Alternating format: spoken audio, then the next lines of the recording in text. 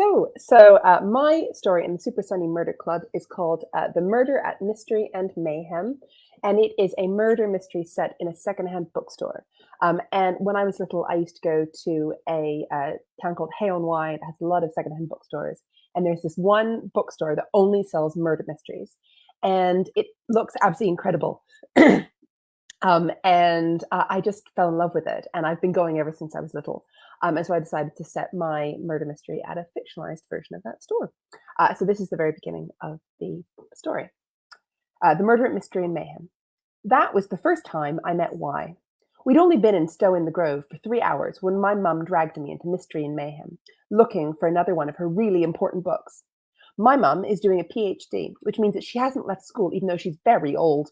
45, I'm 11. I haven't left school either. She's obsessed with someone called E. Ellison Beckett, who's even older, 137, technically dead, and wrote murder mystery stories and books about real crimes way back before the internet was even invented and you couldn't just Google any crime you wanted. My mum spent so long talking and reading and thinking about E. Ellison Beckett that she somehow managed to make the extremely awesome crimes E. Ellison wrote about seem completely boring. So she was in Mystery and Mayhem and in Stow in the Grove, and I was in Stow in the Grove, even though it was my summer holidays, and all my friends from school were in New York or Greece or Cornwall or somewhere good because of E. Ellison Beckett. My dad's given up on trying to do anything. He just goes on very long walks. Stow in the Grove is a town in the middle of nowhere, full of secondhand bookshops, and Mystery and Mayhem's a shop that only sells books about horrible crimes. You see why Mum thought she'd like it.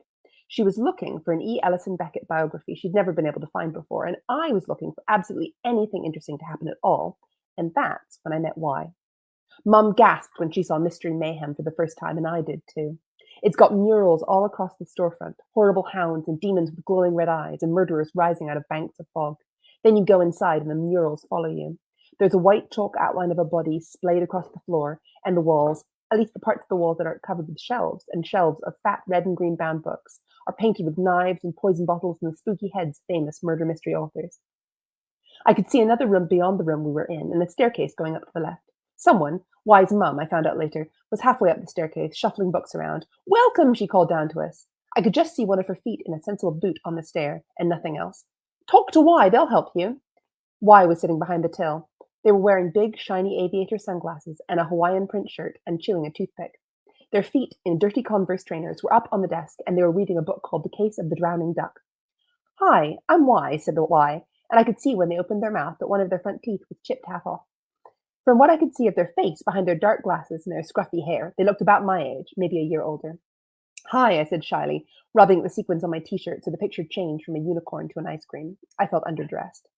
"This is Gracie," said my mum, who isn't good at noticing how people are feeling. "I'm Marion. Where's your early 20th century biography section?"